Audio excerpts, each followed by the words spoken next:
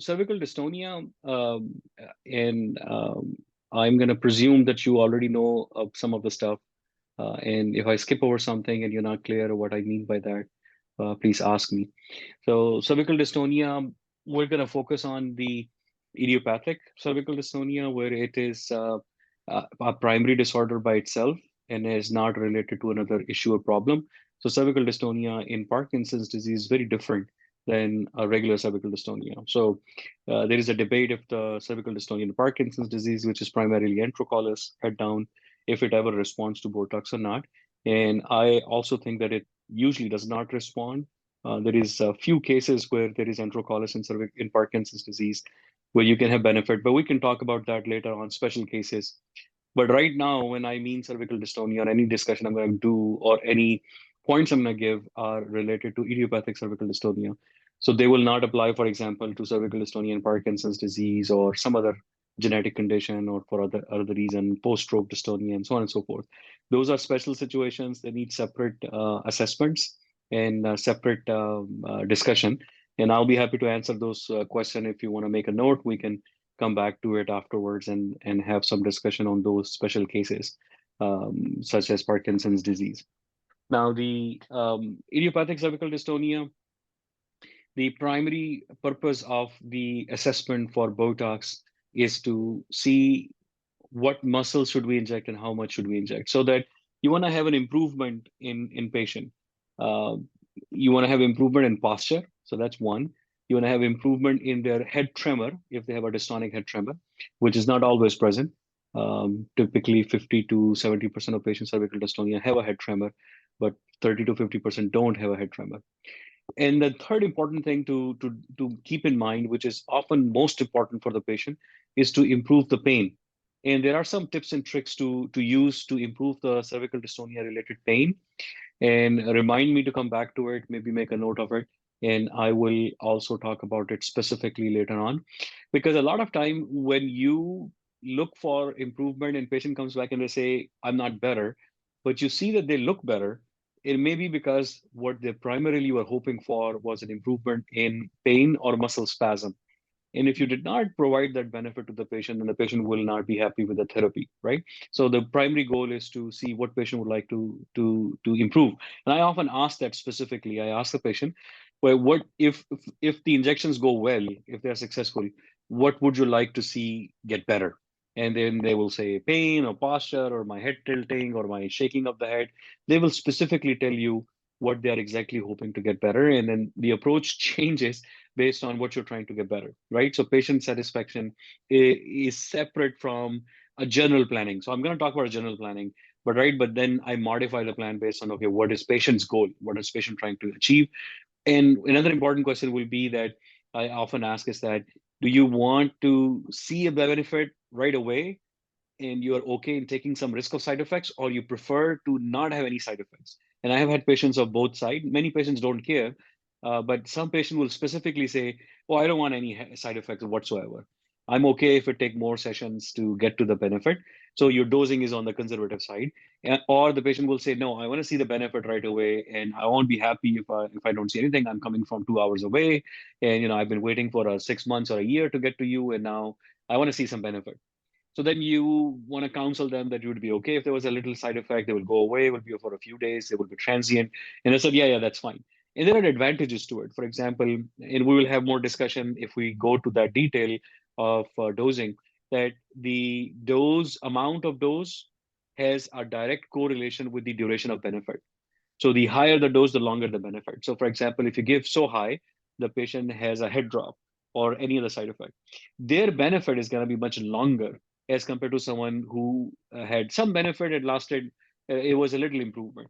So the more improvement you get, the more benefit, even if you get into the side effects. And I've seen experts in other countries like Pakistan, where affordability is low, that they intentionally overshoot, and then the benefit is that the benefit lasts for up to 6 months. Even in cervical dystonia, you can get a long benefit if the patient can tolerate the side effect. Of course, dysphagia will be the bad side effect if it happens. So it's not always optimum to overshoot. In Pakistan, there is less concern of side effects from the patient. Patient don't complain much. But here in the United States, patients are very sensitive to side effects, so they will complain immediately, even if it's a mild side effect. So we typically don't ever overshoot. But I'm just giving you some thoughts on dosing and muscle selection with the concept that even before you start the assessment of the patient, you need to understand what are you trying to target. Is it going to be immediate benefit? Is it going to be avoiding side effects? Is it going to be what goal? Is it pain improvement, spasm? Is it posture? Is it shaking or or jerking of the head? What exactly is my goal? Because that will change slightly how you select the muscle and what dose you use, and sometimes significantly. So let's come back to the assessment again. With that context, the what you're trying to now guess is what is patient's primary dystonic posture, and it sounds obvious, but it's not easy. Many a times we make wrong assessment of what is patient's primary posture.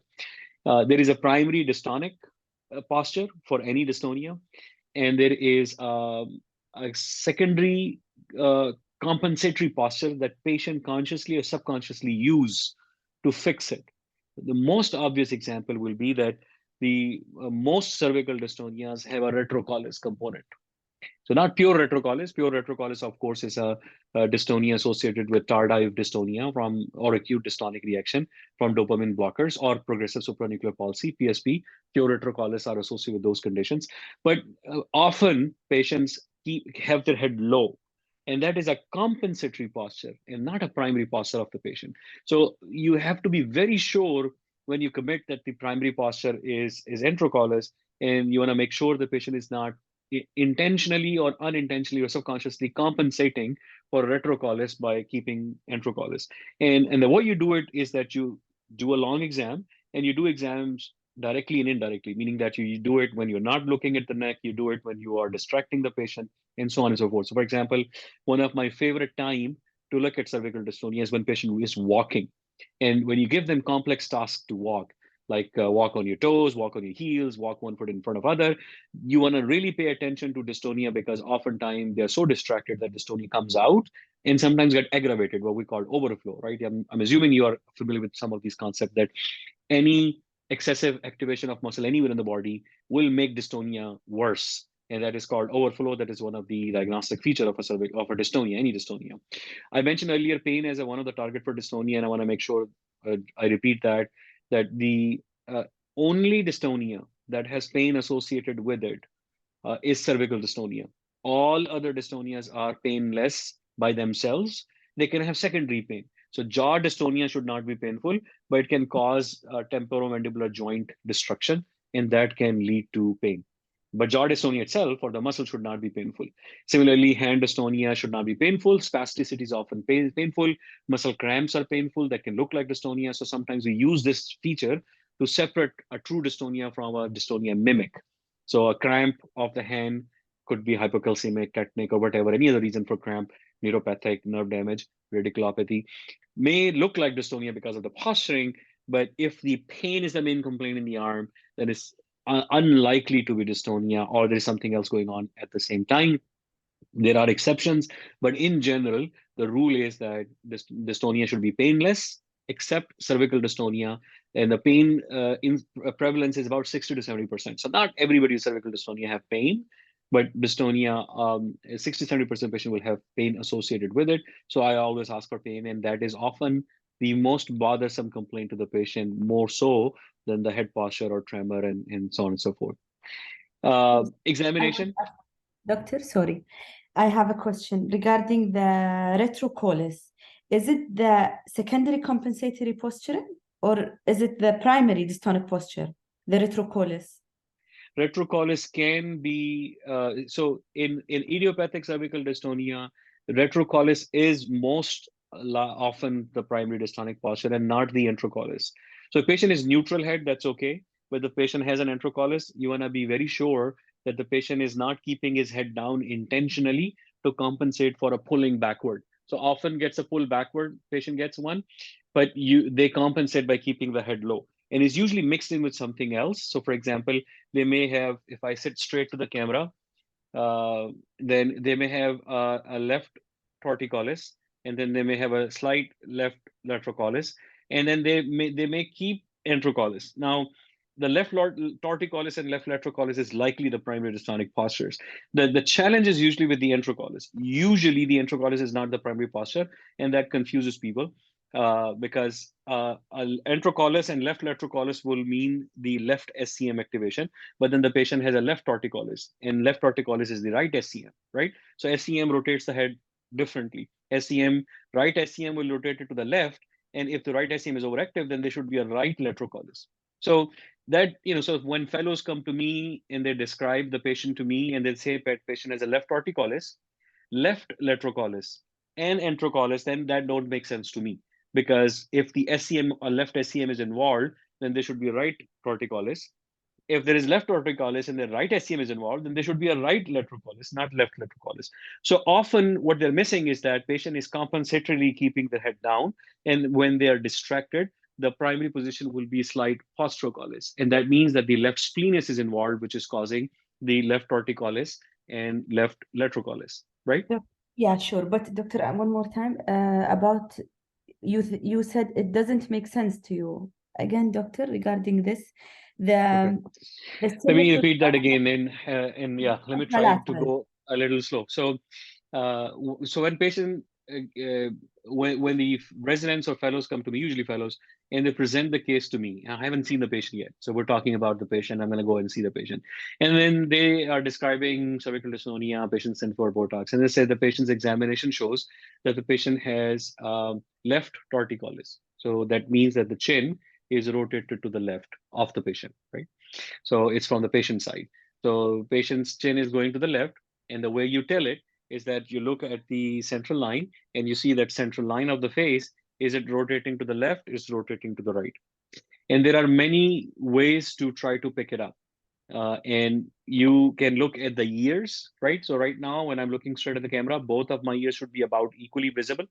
But if I rotate my head to the left, now my ear, so this is my right, my left ear is not visible, right? So one ear is better visible than the other, and that tells you that there is a rotation of the head happening. The other way you can tell is to look at the chin and try to make a distance between the shoulder and the chin. And usually, if the chin is more towards one shoulder compared to the other, you can tell there is a torticollis, right? You have to separately assess the three axes of rotation, although patients usually present with problems in all three. But you have to isolate and say, okay, let me just first decide if there is a rotation right to left. Is there a torticollis or not? And for the even with the head down and everything, what you're trying to see is, okay, is this plane of the face, is it straight even with the head down? It can be straight, right? And even would be head down this way, it could still be straight. So my plane is not changing. This plane is not changing even though I'm moving the head other way. So you look at this axis and then you say, okay, is it rotated or not? So if the fellows say that patient has a left torticollis, right? And patient has a left laterocollis and patient has an enterocollis. Okay, and I'll go back later on and describe how I look for each of these, but I'm just going to clarify the point I made earlier. So if patient has enterocollis, left torticollis, and left laterocollis, and I'm trying to think, okay, what muscle might be the primary muscle? Um, Even in cervical dystonia, although many muscles are involved, there is a primary dystonic posture. But to me, and I don't think this is very well defined in the books. If I don't know if there's any papers on that, but I strongly believe, and the way I was trained was that usually from all the muscles that are involved, there is one or two muscles that are the primary dystonic muscle. They are the most involved. And I try to isolate them because I give most of my dose in those muscles, or not most, but significant amount of dose in that muscle, and I inject them first before I go on and inject the other areas. So if someone is coming with this position, enterocollis, left torticollis, and left laterocollis, and I'm trying to think, okay, which could be the primary muscle? Now, enterocollis is obvious that SCMs are almost always the only muscles that cause the enterocollis. The most common reason for enterocollis is gravity, but um, besides gravity, the SCM is the main muscle. There is a small enterocollis that can happen from digastric muscle. So digastric muscle goes from the chin here on the two sides down towards the hyoid bone. And that digastric muscle can open jaw. and can also cause mild enterocolits, but not very significant. So we usually don't add it when we are injecting for enterocolits. So primary enterocolits is SCM. So if patient has enterocolits, and I think, okay, SCM is involved, and then they say Bilaterally. patient has, Bilaterally. If no, anterior. so we haven't decided that yet, because Okay. that will depend on the rest of the movement. So Okay. if the fellow is saying that there is enterocollis, okay, so that means that they're saying SCM is involved, but then and they say there is left torticollis. Now SCM will move the face to the opposite side. Okay. The chin will go to the opposite side. So the head turning is to the opposite side. So if there is enterocollis and left torticollis, then the right SCM is involved. And even if both SCMs are involved, the right is more involved than the left. Right is stronger, because if the both are involved equally, the head should be central. The head should not rotate, right? It should come down and not rotate. But if the head has come down and it has rotated to one side, then the opposite SCM is more strongly involved, and has become more hypertrophied or stronger, right? So enterocollis and left torticollis means right SCM is involved, but that should give a right laterocollis, right? Because SCM, Okay. the right SCM will bring it down, turn it to the left, and pull it to the right, right? So that will be the right SCM movement, like this. And if they say that there is enterocollis, there is torticollis to the left, and there is left laterocollis, then that makes no sense to me, because now the right SCM is not explaining it. So there are, three possibilities. That Yeah. number one, uh, they either misdiagnose the enterocollis, which means the SCM is not involved, or they misdiagnose the left laterocollis, which means the right SCM is involved and head is tilted to the right. Now head cannot be neutral, because we already know right SCM is more strongly involved by left torticollis. If the head comes down and goes to the left, then the right SCM should be more involved than the left. If they were equally involved, then the head should be neutral, should not rotate. If right SCM is more involved and it has rotated the head to the left and caused enterocollis, then it should also cause right laterocollis. So if right laterocollis is not present, or left laterocollis is present, then the fellow has misdiagnosed. He or she either did not pick the enterocollis right, they are wrong about the enterocollis, or they're wrong about the laterocollis. And the third explanation is that it's a very complex movement. There are two primary muscles which are opposite to each other, but we will get to that later. For now, for the sake of discussion now, let's presume that there's one primary muscle group that is causing all of the movement. So, and what my original point was, that in such situation, 3 out of 4 times, even before going into the room, I know that the fellow did misdiagnose the enterocollis. Usually the left torticollis and left laterocollis is properly picked up by the fellow. This is now my experience. There's no study on it. That the head going left and laterally is often picked up right. What they're missing is that the enterocollis that the patient is showing to them is a compensatory movement. It's not a primary movement. The primary movement is postericollis, but they're hiding it by keeping it intentionally down a little bit. Sometimes they do it because it helps reduce the pain. Sometimes they do it because it helps reduce the tremor. And sometimes they just do it unintentionally because they feel as if they're going back too much. But what often happens is that when I examine the patient and I do certain maneuvers and distractions, I'm able to bring out that posterocollis. Now, if you see posterocollis during certain distractions, for example, patient was walking, and while walking, you saw that their head turned to the left as they were walking, and they were tilted to the left, but then they started pulling up when they were walking, and they're walking on their heel or something like that, some complex walking. So you see posterocollis during walking while they're doing walking tasks, and you see enterocollis while they were sitting and you were examining their neck. The point is, the more reliable information is the one which happened when they were distracted with some other task, and they did not think that you're examining their neck. or they were so busy doing something else that even unconsciously, if they were trying to compensate for the dystonic posture, that unconscious compensation kind of went away because of cognitive load. The task is so complex, the brain is so involved now in completing that task, walking on their heel with your head tilt and all that, or something else. And you can create more complex tasks. If the patient is very young and he can handle simple tasks very easily, like walking on toes and heel, sometimes I make tasks more complex, because the goal with these tasks is to make it so complex that their cognitive load is so bad that they're fully occupied with the task.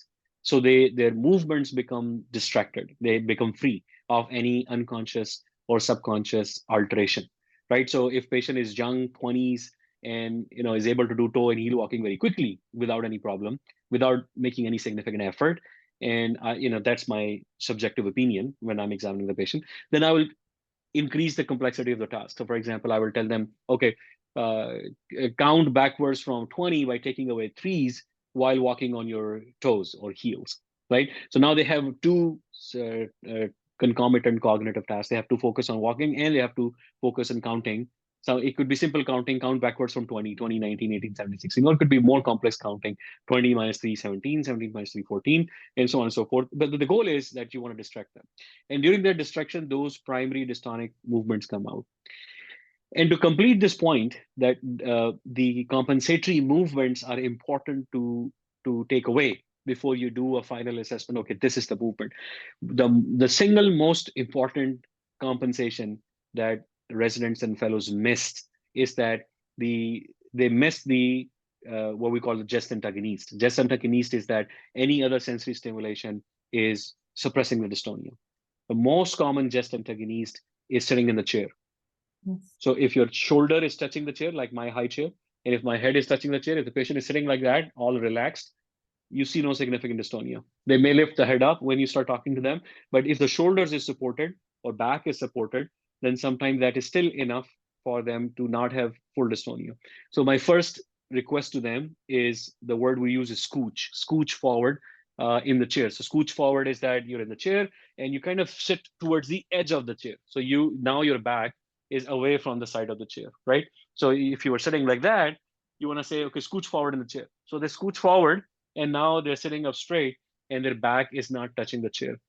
If you think there are other things that may still be causing it, so for example, in women, they often have a scarf or something. For men, there's often a cap or something they're putting on their head, and you're not sure if that helps them. So you want to get rid of everything that you think might cause a gest antagonist or might cause a compensation or suppression of the dystonia. So I always ask them to put their hands on their knees, so they are not touching or doing anything with their hands. And I always ask them to uncross their legs and sit up straight. So the first instruction I give to the patient before starting or as I start the exam is always this. Okay, scooch forward in the chair, sit up straight, relax your hands, uncross your legs, relax your hands, and just relax. And then I say, close your eyes and just relax your head and let it go where it wants to go. And I just let them relax for 30 seconds. And then with their eyes closed, I ask them some things just to keep their mind away. I say, okay, keep your eyes closed and tell me the days of the week backwards. So Sunday, Saturday, Friday, Thursday, Wednesday.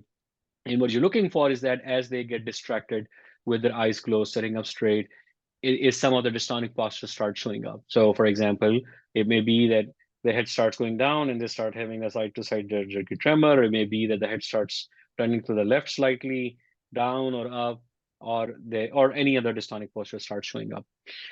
So then if I'm not sure that first task was challenging enough, then I say, keep your eyes closed and now start with 20 and count backwards by taking away three, jump by threes. So 20, 17, 14, 11, 8, 5, 2.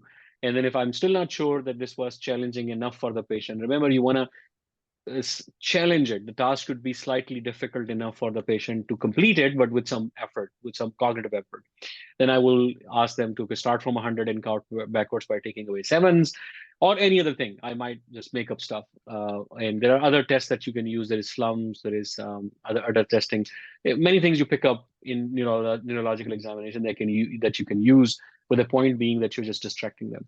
So after that, once you've done that, So retrocollis, if I saw retrocollis, it means that the sternocleidomastoid is involved, and this is the primary dystonia for the patient.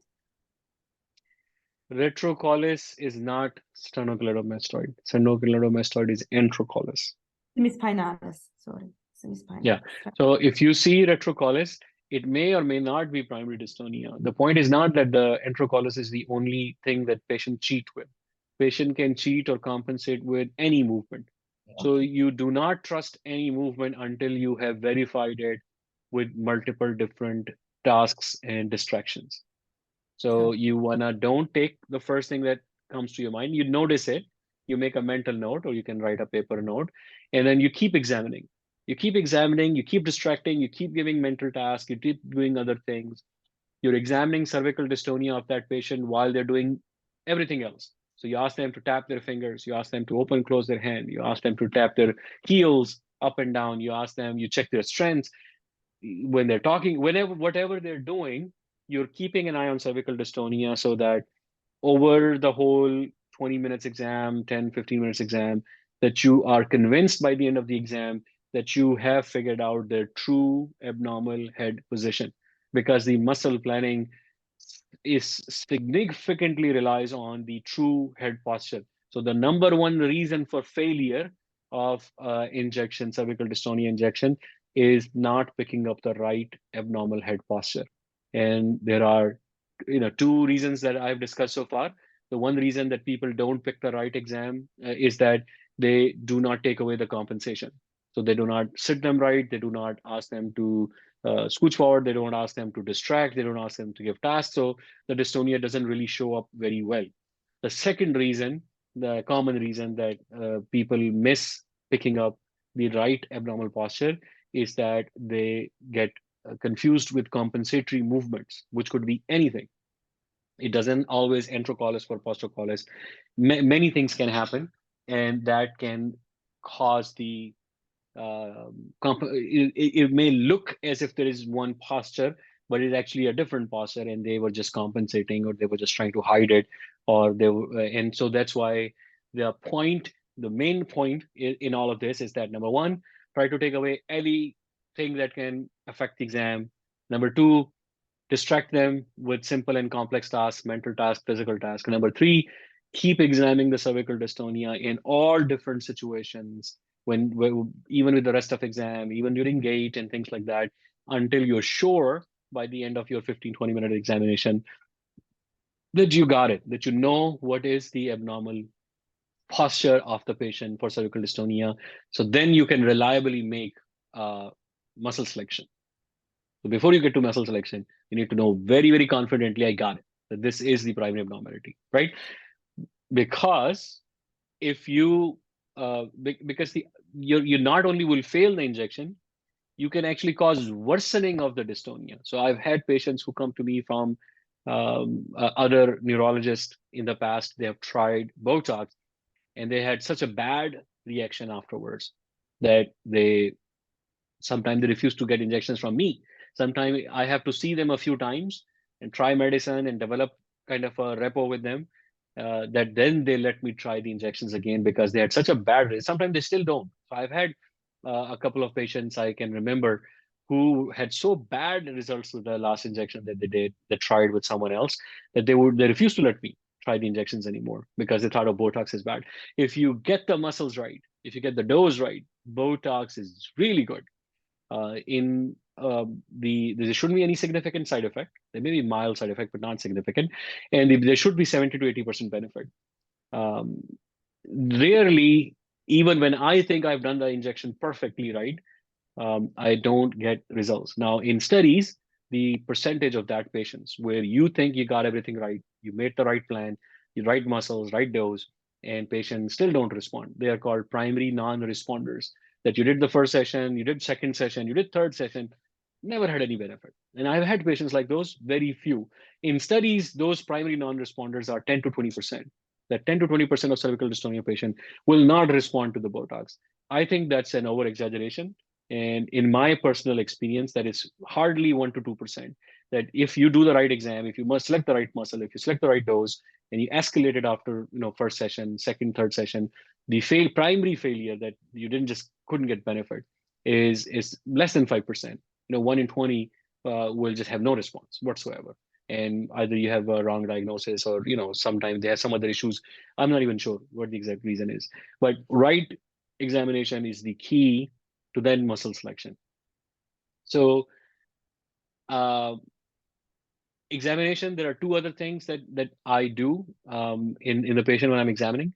Once, as I'm examining for what are the primary abnormalities, is it torticollis, is it to the right or left, is it laterocollis, is it entro or postrocollis, and any of the combination. It could be any one of the three, it could be any two of the three, it could be all three mixed. Like the examples I gave, that so for one common posture abnormalities I've seen is the patient has torticollis, laterocollis, and slight postrocollis. That's a very common abnormality I see. The most common dystonic posture in Parkinson's disease is pure enterocollis. No torticollis, no laterocollis, just enterocollis. And the other pure abnormality is tardive dystonia, is pure retrocollis. So they're just like that. There is no torticollis and there is no laterocollis, just pure retrocollis. It could be a combination of just two. So the patient has no enteropostrocollis, but they have a torticollis and then they have a laterocollis, right? So it could be a combination of two. It could be one only. It could be a combination of three. So it has abnormality in all three rotation, and it may not be equally involved. One may be primary abnormality. So the primary abnormality may be the torticollis. So they have a very bad torticollis. They have a mild laterocollis and they have a mild postrocollis, so very mild. But then you have to grade it, because you can't just say mild and moderate or severe. You have to have some form of a grading to say which of it is how bad. They may be all three equally involved. They may be that two are more involved than the other position, and there may be that one is the main one and the others are very mild. So there are two general methods of grading that are used to try to grade the severity of the disease. The most common one, the one that I use, is called the SUI rating scale. SUI starts with a T, but the T is silent. And Dr. Sui is still alive and practicing. So it's TSUI, but T is silent. We call it SUI rating scale. SUI rating scale is a rating based on the degree of movement in like degrees, like you use a protractor or a D or something like that, right? So for example, torticollis, it is score from 0, 1, 2, 3, 4. So 0 for torticollis will be completely straight and no rotation whatsoever. A rotation up to 15 degrees is 1, 15 to 30 degrees is 2, 30 to 45 degrees is 3, and more than 45 degrees is 4. So there is 0, 1, 2, 3, and 4. Now, how do you know how much rotation there is happened? So the way Dr. Sui did it is that if once you train with an expert and who shows you, okay, this is 2, this is 1, this is 3, you become really good. And they have done data to show that your assessment that they are 2, that they're in this range between 15 to 30, 30 to 45 is reliable. It's like 98% accurate or something like that, or 90% plus. So you just visually do it once you know how much degrees is how much head turning. The other trick that I've seen, I don't know if Dr. Sui described it, but who described it, but my boss used it. And it's hard for me to show it on myself, but let me try. What you do is that you put your hands on the patient's shoulder, okay? And you bring your thumb in and meet in the center. So of course the hand wouldn't be crossed when you're doing it in front. So if you do it this way, so you put your hands on the shoulders, just on the shoulders, and just bring the thumb in. And what you want to do is that you want to bring the thumb to the center of the face plane, that plane I was talking about, right? So you put your thumb there so that it is where the center would have been, not where the face is now, but where the face would have been. So you put it like that, right? Now, the thumb, if you see it, has these components, right? So you have the midline, then you have the first knuckle, then you have the second knuckle, and then you have the base of the thumb, and then beyond. So if you put your thumb like that on the patient's midline, so this is the midline of the patient face, then up to the first knuckle of thumb is 1, so that's 15 degrees. From first knuckle to second knuckle is 2, that's 15 to 30 degrees.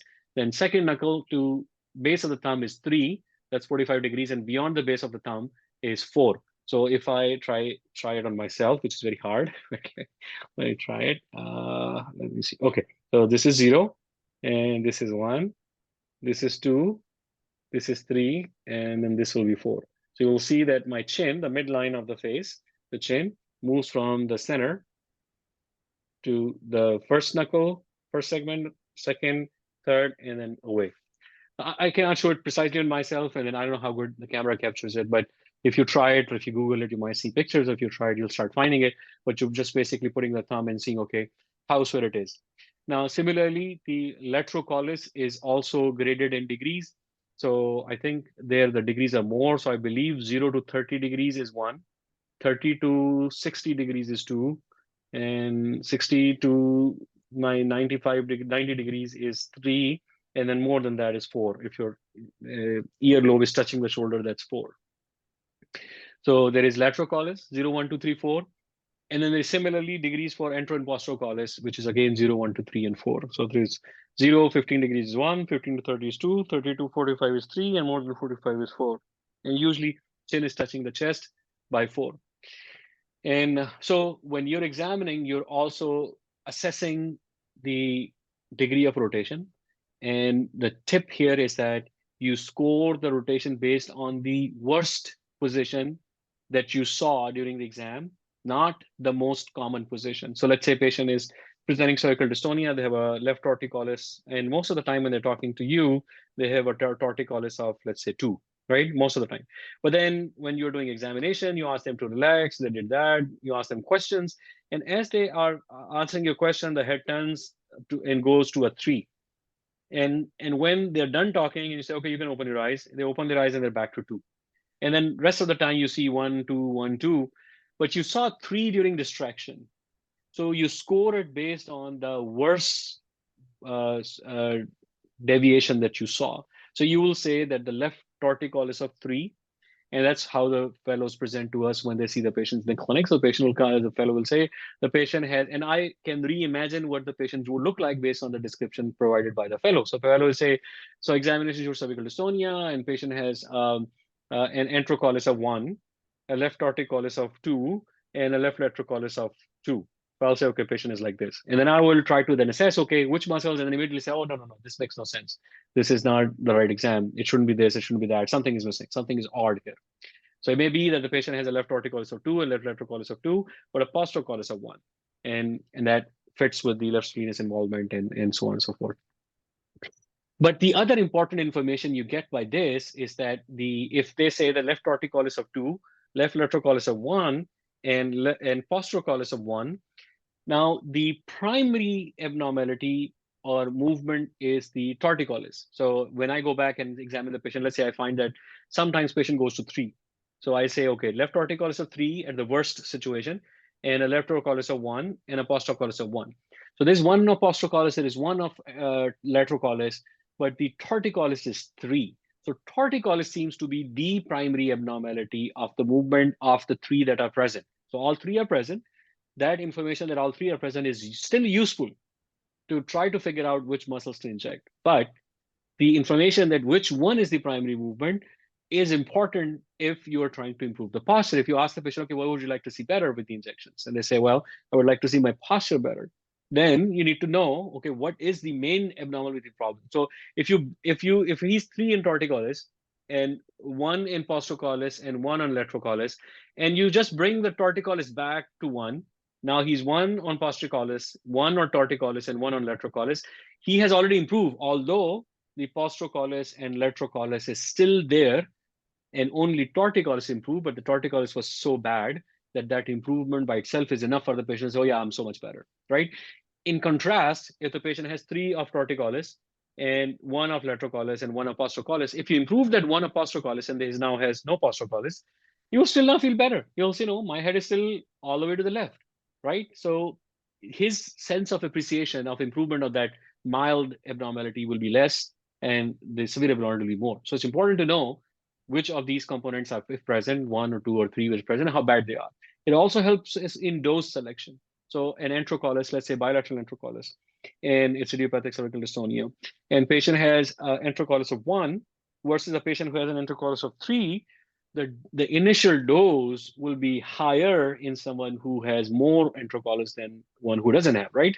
So if you tell me that the enterocolits is 1, and I'm gonna get inject SCM 15 times 2 on each side, I say, okay, that's a good start, go ahead. Or if you say the patient has enterocolits of 3, and I'm gonna start with 15 times 2 on each side, it's like, it's probably not gonna do anything if that bad of an enterocolits. And if the muscles are really involved, as I said, pure enterocolits, which we see in Parkinson's disease, has other reasons, and that's a discussion we have to go separately later on. But just the point is that if you have such a severe abnormality and you want to inject the right dose, so often you see that they say the initial dose is 15 to 60. And so, okay, well, when should I do 15? When should I do 60, right? In the book, it says the dose in SCM is 15 to 60, or splenius capitis is 15 to 45. And the reason there is a range for initial dose is because it depends on the severity of the muscle involvement. As one way to tell that is the SWE rating scale. The other way to tell that is the twisters, the Toronto Western Spasmodic Dystonia Rating Scale, Spasmodic Torticollis Rating Scale, Twister, TWSTRS. And twisters require good training. It has some of the concepts of SWE that I mentioned, but has more elaborate details on that. It has to be very precise, and that's the one that is often used as the primary outcome measure for posture improvement when you are examining the patient. Actually, Twister scale has two components. There is a motor component, which is like the SWE rating scale. You're scoring the abnormalities as you see them, but there is also a subjective rating scale, which is a component which is part of, okay, how much pain you have, how much spasms you get, and so on and so forth. So there's a full certification of twisters available that you can do. You don't need it. We don't have fellows do twisters on patients, and you'll be fine just using the SWE rating scale. But there is one or two elements of twisters that I really like, and I use them in my SWE rating scale. So what I use is a modified SWE rating scale. I think there's even a paper out there for somebody wrote a modified SWE rating scale. So modified SWE rating, but my modified SWE rating scale is even more modified than the one I think they published. So the modifications I do is that I bring in some element of twisters that I really like during the examination. So for example, let me mention two of them that are my favorite. One is that in addition to the head movements, like we talked about, you also look for shoulder uh, abnormality. So you want to say that, is there shoulder elevation or droop present or not? So patient, for example, a patient may have left torticollis of 2, apostrophe of 1, and a lateral collis of 1, but then they have the shoulder elevation. The shoulder is also slightly elevated. Now that shoulder elevation is important for two reasons. One, it is giving you a falsely low lateral collis. The lateral collis would have been more than 1 if the shoulder has stayed there. So the muscle that is supposed to pull the head down has pulled the shoulder up. And that's why the head is not that much down, because the other side is pulling the head back. And so if the head was being pulled down, and when the right side pulled the head back, the shoulder got lifted up, right? So if the muscle is just between shoulder and the neck. So that's one reason. But the second reason is that some muscles, for example, levator scapulae and trapezius, very oftenly cause shoulder elevation, right? So if levator scapulae is involved and if the trapezius is involved, they often cause a shoulder elevation. And that's a useful information because these two muscles are the two most common sources of pain in cervical dystonia. So there are three muscles that are usually the sources of pain. The most common one is the levator scapulae. So that pain will be right here where the levator scapula is. So if you feel your scapula and you go to the apex of the scapula, the levator scapulae runs straight up from there and inserts on the lateral processes of the C345 vertebra.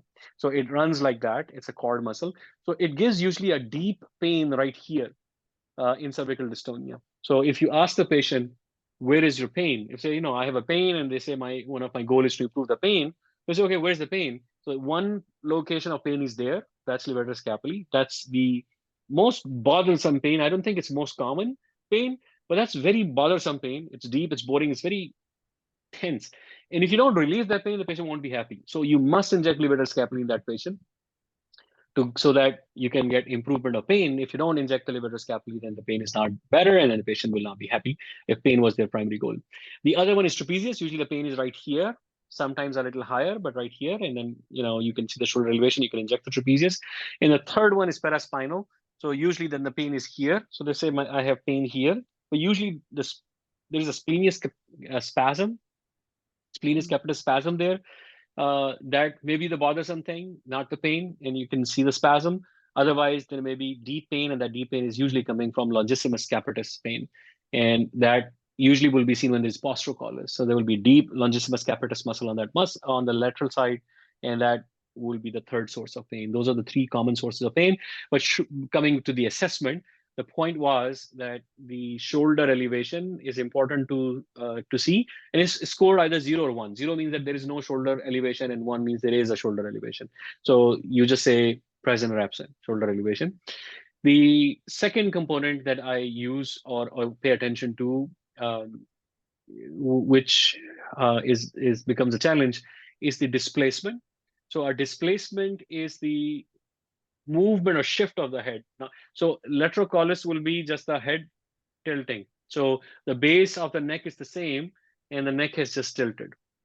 While displacement is that the whole base shifts. So let me see if I can try it. So this will be a displacement. So this is left lateral collis, while this is a left lateral displacement. The head just displaces, laterally. And that's because there's a pulling on the bottom of the neck downward, and then there's a pulling to the top of the head rightward, and that just creates a displacement of the neck. There is also anterior displacement. So there's a lateral displacement that I showed, and there's an anterior displacement. Let me see if I can try it. So this will be an anterior displacement. So patient don't have an enterocollis, right? But the patient's head is not in the plane of the body. Patient head is displaced anteriorly. Now it may come with posterocollis, or it may come with enterocollis, but it becomes a very difficult entero or posterocollis to treat if there is displacement present. And that's one of the issues with Parkinson's dystonia. The cervical dystonia Parkinson's disease not only has enterocollis, they also often have displacement, usually anterior displacement of the head. And some of it is because of bony changes, bony abnormality. Some of it could be ligaments. And so it's, we can go into those details later on if necessary. And that may be one of the reasons why the Botox is not always helpful in enterocollis of Parkinson's disease. So displacement is another one. Shoulder elevation is the other one. The third thing that I will sometimes do, not always, is to also examine, can the patient bring their head back to the neutral position or not? And if they can they hold it or not? So there's a single component of a test in the Twisters rating scale where you ask the patient to bring their head back to the neutral position if they can. And then you give them feedback, are they back in neutral or not? And if they cannot do it on their own, then you adjust it to a neutral position by your hand. So you grab the head and you adjust it. Okay, this is a neutral position. And then you ask the patient to hold it. So let's say patient is enterocollis and left torticollis and slightly left, let's say slightly right lateral collis. And you say, okay, can you bring your head to the neutral position? And they make an effort and they're able to bring it to, let's say, a neutral position. And you say, okay, now hold it here. And you ask them to hold it for a few minutes. I think it's like in Twisters, it's 1 minute or 10 minutes. I'm not sure. I'm confusing it. But I usually just do it for 1 minute. And in Twisters, then you rate it. Were they able to bring it to neutral on their own? Were they able to hold it for 10 minutes? Were they able to hold 5 minutes? Less than 1 minute, cannot bring it to neutral without help. Even with help, they cannot bring it to the neutral position. So those things that you score, I don't score it, but I do describe it in my examination because I find it helpful to then track them on follow-up visits to see if it has improved. Are they able to now bring it to the neutral position better or not? So let's say they had a bad dystonia, and they couldn't bring to the neutral position on their own. And then next time after injection, they come back, they still have some dystonia, but then they can bring it to the neutral position. That means there is some improvement on it. And that's why Twisters is better for study purposes because it has more useful components for examination. The last couple of tips to close the discussion on assessment is that how do you assess if there is truly rotation in 3 planes or not? I mentioned a couple of tips for the torticollis. So for torticollis, look at the ears. So you should, in a straight position, see a little bit of both ears about equally. And then if one of the ear is less visible or not visible, then that means that there is some torticollis element. The other thing was chin. You look at the middle of the chin and the tip of the shoulders. So make a triangle with the 3 points, and then you see if one of the arm is longer than the other. So that gives you some idea that there has been a rotation. The second one is the laterocollis, and the tip there for picking up slight laterocollis is to look at the distance between the ear lobe, I think it's called ear lobe, and the shoulder. So look at the shoulder and ear lobe and see how much is the difference between the two, and see if the difference between the two is equal on both sides. So if it's unequal, either there's a shoulder elevation or there's a laterocollis. Usually it's both together. So if you see that there's a slight laterocollis, you will see that my one ear is closer to the shoulder than compared to the other shoulder, and that may also get complicated by the shoulder elevation, and that further reduces distance. So if you draw a line from here to the tip of shoulder on both sides, you will see one side being longer than the other. The other thing that you can use, that I sometimes use, is to look at the palpebral plane. Palpebral plane is the line that goes from outer palpebral canthus to inner canthus, then the other inner canthus, the outer line. So if you draw a straight line, and not everybody has eyes right on that line. Some people, I think I have unequal eyes. I think my left eye is lower than the right eye. So it may not be perfectly straight, but if you draw a palpebral line, right, and then look at that line and you see, is that line tilted or not? So sometimes the eyes, because we are good at reading faces, are more sharp in picking up the tilt of the eye. So if you see eyes being tilted one side or the other, that is often easier to pick the palpebral line as compared to the movement of the head itself. The third one is the entro and posterior collis, and there are two things to keep in mind when you are trying to assess if there is enterocollis or posterior collis. One thing is that it's ideal to look at the patient from the side. So when you're examining the patient, you want to have an opportunity, or you want to stand up and walk around to the side of the patient and look at the patient from the side. So a mild enterocollis will be easier to see from the side and maybe harder to see from the front. So from here, you do not notice that I have an enterocollis. I think you don't, but most people won't.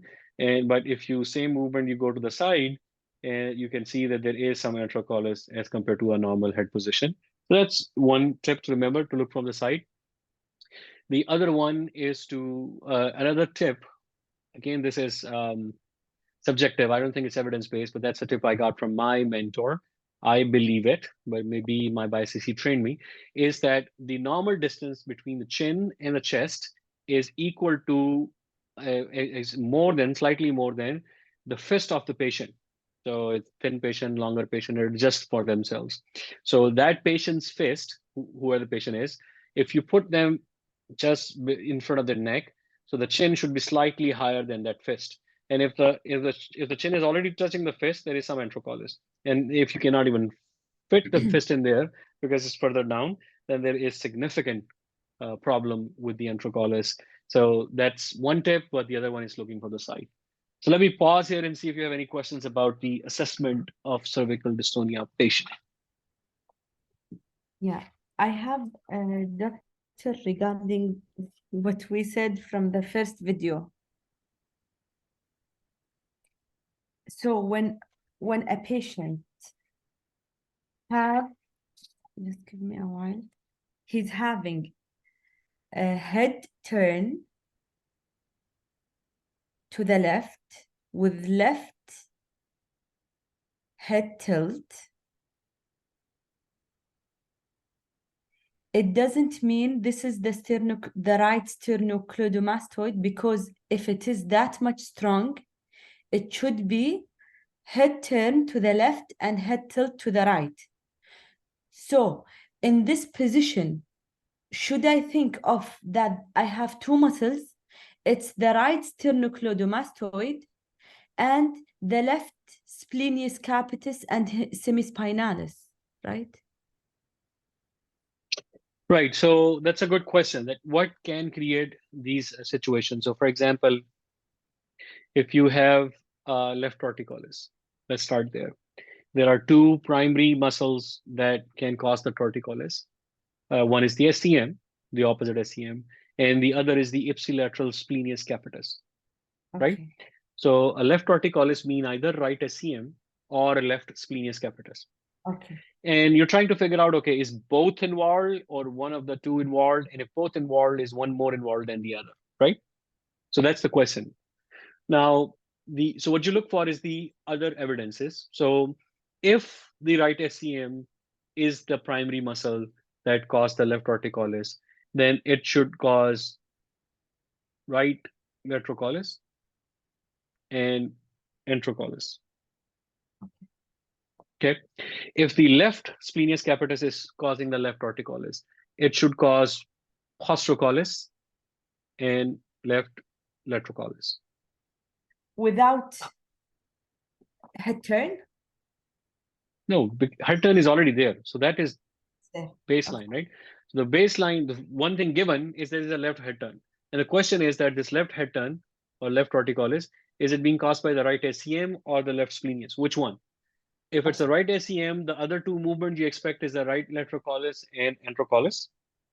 The left splenius you expect it to cause left laterocollis and postrocollis. Yes. Okay, with me so far? I'm going to add more things to it. This is not the final answer, but Okay. you are with me so far? Yes, I am. Okay, now let's add some complexity to this question. So let's still say that one of the muscle is involved. So we're not going to two muscle involvement yet.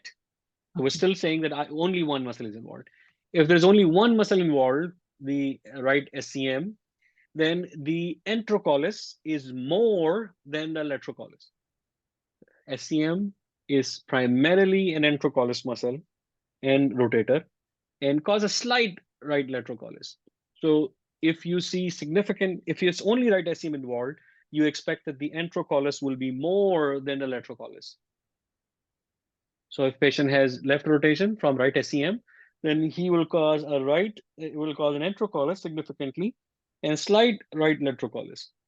However, in the splenius capitis, you will similarly expect it mainly causes postrocollis and slight laterocollis.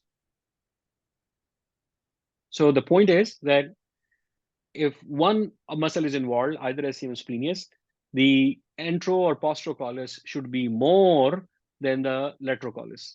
The right tilt or left tilt will be slight, but the front tilt to the forward or tilt to the back should be more. Okay, but let's say there's a third layer of complexity. Let's say that there is left torticollis, okay, and there is a slight enterocollis, but there is a severe laterocollis. I'll inject the laterocollis muscle because it is severe, and the main action of the laterocollis is the ipsilateral splenius capitis. Right. So that's the point. The point is that if you with an SCM, you expect that the enterocollis will be the main issue. But if you see torticollis and there is some enterocollis, but there is a lot of laterocollis, that means there is a second muscle besides SCM that is causing it. So that, those are the things that I mean that the things don't fit, is that when a single muscle is involved, the movement is very clear, obvious. That's what should the movement be. If the information you're getting on your examination is different than what you expect from one muscle, then either you didn't pick the right muscle or there is more than one muscle involved. So for example, if there is right SCM and right splenius involvement, okay, let's say they are equally involved, then the SCM is stronger, and that will cause slightly enterocollis, but only slight because splenius is compensating partially, is not as strong as the SCM, but it's partially compensating. And it will cause a slight enterocollis. It will cause slight torticollis because, again, right splenius is partially compensating, pulling it back, while right SCM is causing some left torticollis. But it will cause severe laterocollis because both right splenius and right SCM will try to pull it down. So there will be slight enterocollis, but not a lot, slight torticollis, but not a lot, but a lot of laterocollis. But usually there is no shoulder elevation. Now, if there is also levator scapulae involved, it will also exaggerate the laterocollis and will cause a shoulder elevation. And trapezius can do it too. So if someone comes in and they have slight left laterocollis, slight enterocollis, but they have a severe laterocollis and they have a shoulder elevation, now is right SEM and right levator, and maybe even trapezius. So depending on which one is the primary abnormality and how much. Yeah, and this one depends on which one I will inject. Is it the sternocleidomastoid or the splenius capitis? So it's always about the first main action and the severity of the patient. Right. So in this situation, when both are involved, but you see that there is slight enterocollis rather than postrocollis, then you'll inject both, but you'll inject more in SEM because SEM is causing the enterocollis and is causing the left torticollis, even though right splenius is involved, which should be causing opposite movement. But the SEM is dominating the splenius. So you inject a little more in the SEM, you inject a little less in splenius. But because the muscles react to Botox differently, when I say little more, little less, it's not from an absolute number. It's not that you say, okay, 50 and 50, now I'm going to make it 55, I'm going to make it 45. Because a 50 for SCM is different than a 50 for splenius. 50 for SCM is a low dose. 50 for splenius is a moderately high dose. It's on the higher side of the dose for splenius, while 50 for an SCM is on the lower side of the dose. It's a low moderate dose. So a high dose in SCM may be 80 or 90, while a high dose in splenius may be 50 or 60. Yeah. But doctor, why you want to inject the sternocleidomastoid? Because the most severe neck posturing is the lateral collis. Yeah, because there is also enterocollis and left torticollis, which tells me that SCM is also involved, and that's what's causing the enteropostrocollis. And it's not causing a lot of torticollis because the splenius is also involved. Oh. So if you inject the splenius, you will take away the block from the splenius, and now the head will go this way on the follow-up visit. Oh, yeah. Right? So there's some torticollis, but it's not a lot. It's not a lot because the splenius is fighting. If you inject the splenius to correct the laterocollis, and you don't inject the SCM, then now SCM is still there, and now there's no splenius fighting it, and now the head will turn the left. So patient will come back and they say, I'll have a left torticollis because you didn't inject the SCM. So if there is slight left torticollis and enterocollis, even with right laterocollis, you inject splenius and SCM because both are involved. Of sternocleidomastoid, because if the splenius capitis is working more than the sternocleidomastoid, it should be the posterior collis, not the anterior collis. Right, and right torticollis. Oh, okay. So if the position was this, then only splenius you can inject. But the position is this, then you also have to inject SCM because SCM is also working and it's also pushing.